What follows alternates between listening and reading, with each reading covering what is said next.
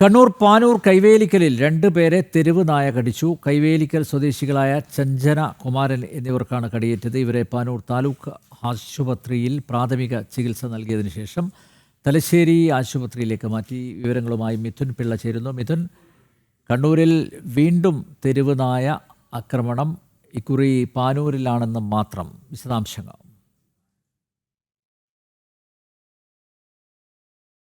കണ്ണൂർ പാനൂർ കൈവേലിക്കലിൽ 2 പേരെ തെരുവ് നായ കടിച്ചു. കൈവേലിക്കൽ സ്വദേശികളായ ചഞ്ചന, കുമാരൻ എന്നിവർക്കാണ് കടിയേറ്റത്. ഇവരെ പാനൂർ താലൂക്ക് ആശുപത്രിയിൽ പ്രാഥമിക ചികിത്സ നൽകിയതിനു ശേഷം തലശ്ശേരി ആശുപത്രിയിലേക്ക് മാറ്റി. മിഥുൻ പിള്ള ചേരുന്നു. മിഥുൻ, കണ്ണൂരിൽ തെരുവ് നായ ആക്രമണം അത് പതിവാകുകയാണ്. നേരത്തെ നഗരത്തിലായിരുന്നു, ഇപ്പോൾ പാനൂരിലാണ് തെരുവ് നായ ആക്രമിച്ചിരിക്കുന്നത്. വിശദാംശങ്ങൾ.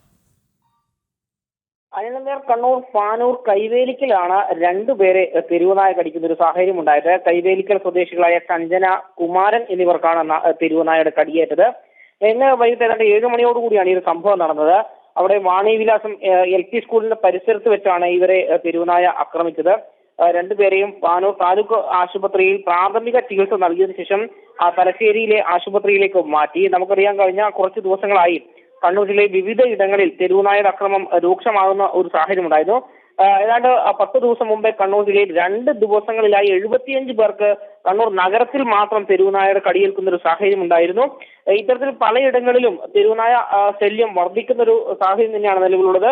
പലയിടത്തും ഇതിനെ പ്രതിരോധ പ്രവർത്തനങ്ങൾ ആരംഭിച്ചിട്ടുണ്ടെങ്കിൽ പോലും അത് കൃത്യമായി ലക്ഷ്യം കാണുന്നില്ല എന്നൊരു വിമർശനവും ഉയരുന്നുണ്ട്. അനിൽ നമ്പ്യാർ.